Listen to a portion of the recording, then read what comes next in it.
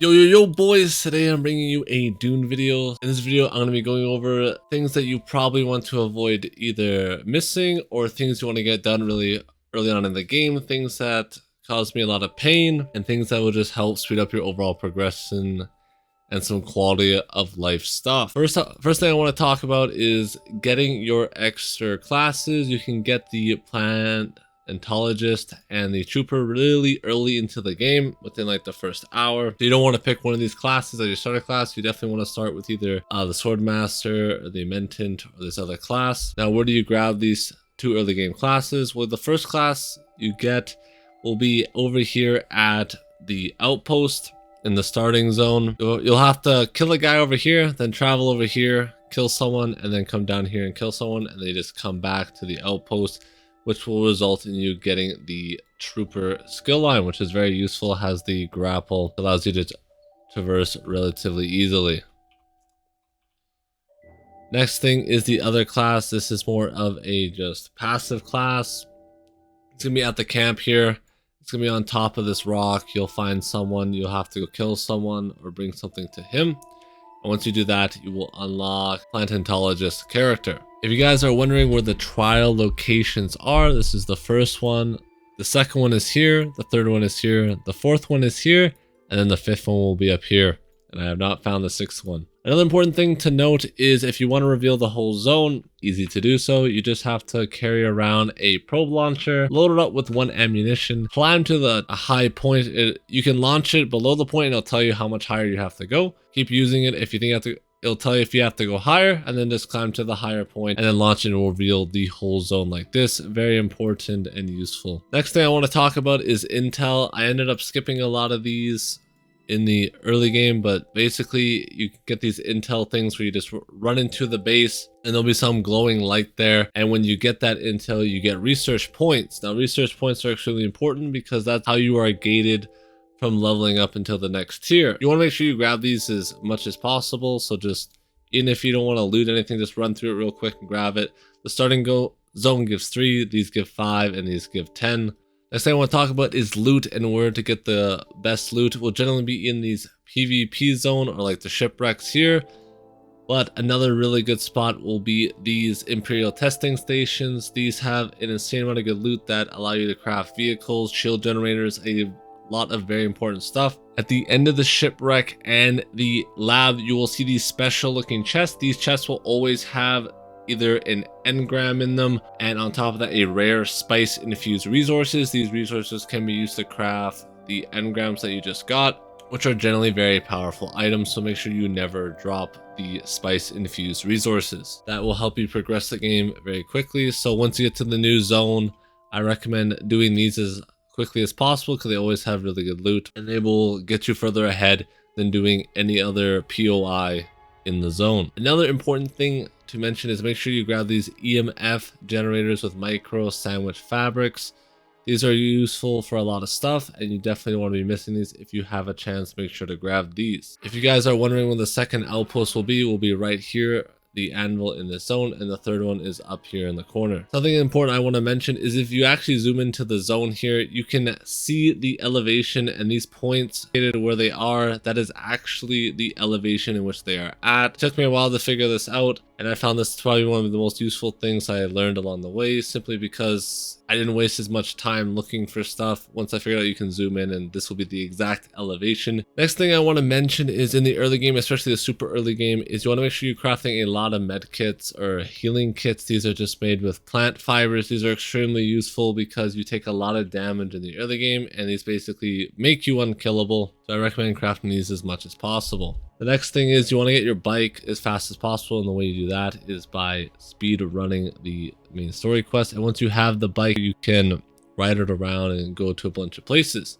But something the game doesn't tell you to do is actually to come in here and research the vehicle backup tool. I think this thing is a godsend. It allows you to quickly pick this up whenever you want, so you don't have to park it anywhere. You can always pick this up and move it to wherever you want it to be, and I found that to be extremely useful. Something to do keep in mind is the worm crossing here is dangerous, and if you do die to the worm, which I ended up doing. Wait, you're gonna eat me? Boy, I died. You lose everything. I got my bike back. That was it, but everything else was gone, and it was just the tier 1 bike. It doesn't restore your bike. The worm is definitely like the only real threat in the game. Generally, in these other places, I've had no problem not even seeing the worm.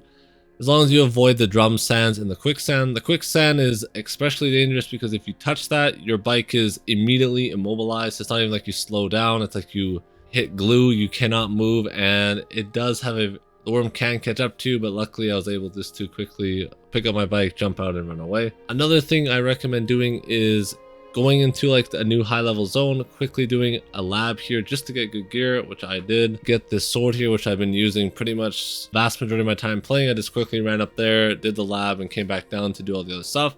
This thing allows me to one-shot basically everything, and I think the game is relatively easy. So if you, once you get the shield, you can easily make your way up here. That's another important thing, is grab the shield as fast as possible, because this thing is completely overpowered and basically makes you unkillable to PvE mobs. And the way you do that is you just go into an Imperial test station like this to get the stuff to either to craft it, or like me, you'll get one inside of it, which I highly recommend doing. The first thing you do when you get to the gap is going straight to one of these test stations to grab that. Now, once you get the shield, I recommend you can also just start drinking blood. It's pretty easy. It just drains your health a bit. As you can see, it is about 25%, which doesn't really matter when you have a shield on all the time. After health will go back up to full, you'll have to heal it, but you won't have that health reduction. I find it just way more convenient than drinking water, and it's way more consistent because as you kill enemies, you just continuously drink blood like a vampire, and I found that to be extremely useful in not only speeding up the progression because I don't have to go out of my way to get water, shanking people and getting blood. Something else to keep in mind is using a water purification in here. This allows you to store a lot more water. As you can see here, it's 5,000 milliliters in comparison to the 1,000 milliliters of water that the blood things have. This is only 25 copper, and it's relatively easy to get early on. You get it right here. So very early on, there's 25 copper ingots, which are very easy to farm. Another really good way to get water is by harvesting these things at night. With the sickle, they give an insane amount of water.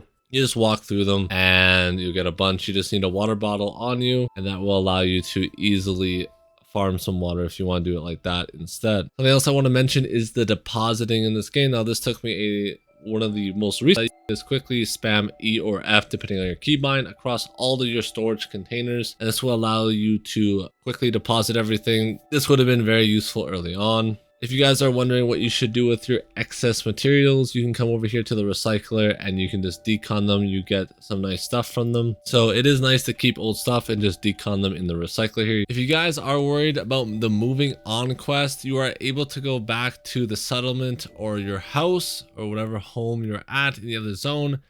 You can then open up the map and click abandoned home, and then immediately place down another sub fee here, immediately reclaiming your base. This will allow you to not only place a base in the other zone, but you are able to keep your base in the previous zone so you don't have to worry, and you can take your time moving out. Once you complete one of your trial, you unlock this compactor rod here, and when you see these dust of sands on the ground where the worm will normally be, you can just casually walk up and take flour in the sand, and you can do this in the later zones as well to get a bunch of good resources. Something also important is to check your fuel on your fuel power generators. You get a lot of them, so you don't have to always check, but the time will be down here. And I also recommend checking your bike as well, because running out of fuel on your bike would be absolutely terrible.